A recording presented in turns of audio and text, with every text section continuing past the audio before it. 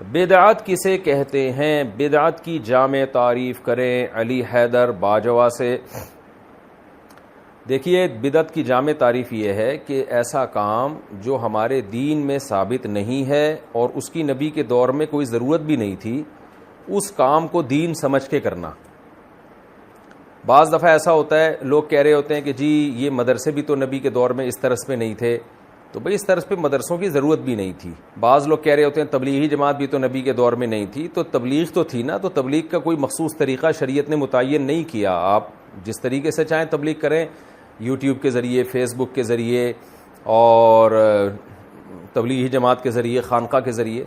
تو بعض جگہ ایسی ہیں جس میں شریعت نے ہمیں طریقوں میں آزاد چھوڑا ہے، تو ان کو اگر ہم کرتے ہیں تو سنت نہیں سمجھ کے کر رہے ہوتے اس خاص طریقے کو۔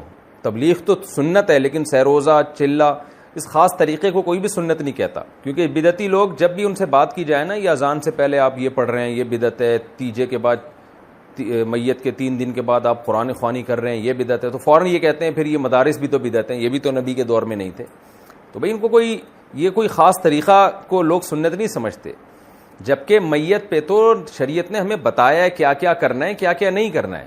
تبلیغ کا اسپیسیفک کوئی طریقہ شریعت نے متعین نہیں کیا، آپ کو آزاد چھوڑا ہے، اور تعلیم کا کوئی خاص طریقہ شریعت نے متعین نہیں کیا، آزاد چھوڑا ہے، جبکہ میت کے حکام تو شریعت نے بتائے ہیں ہمیں، تو ان سے ہٹنا نہیں ہے آپ نے۔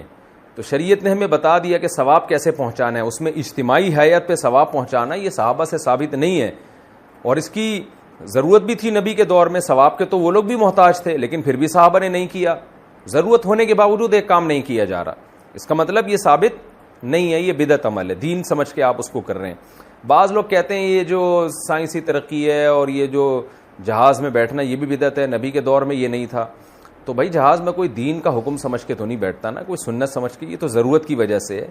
تو بدعت کا تعلق دین سے ہے، دینی رسومات کو، یعنی ایسی چیز جس کو ہم دین سمجھ کے کریں گے اور حالانکہ وہ نبی کے دور میں نبی سے ثابت نہیں ہے، تو وہ عمل ہمارا بدعت کہلائے گا۔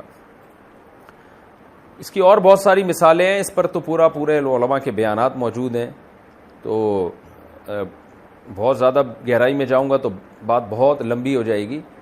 تو خلاصہ یہی ہے کہ نبی صلی اللہ علیہ وسلم کے دور میں ایک چیز کی ضرورت بھی تھی، اس کے باوجود نہیں کیا اس کو دین سمجھ کے، تو آج ہم اس کو دین سمجھ کے کیوں کریں؟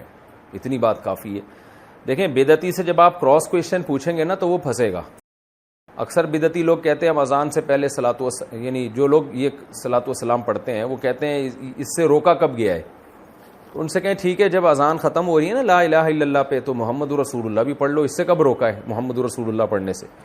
تو ظاہر اذان اللہ اکبر سے شروع ہوتی ہے، لا الہ الا اللہ پہ ختم ہوتی ہے، تو بس یہیں تک ہوگی، اس سے پیچھے آگے کچھ نہیں لگا سکتے آپ۔ تو اللہ تعالی ہم سب کو بدعتوں سے محفوظ رکھے۔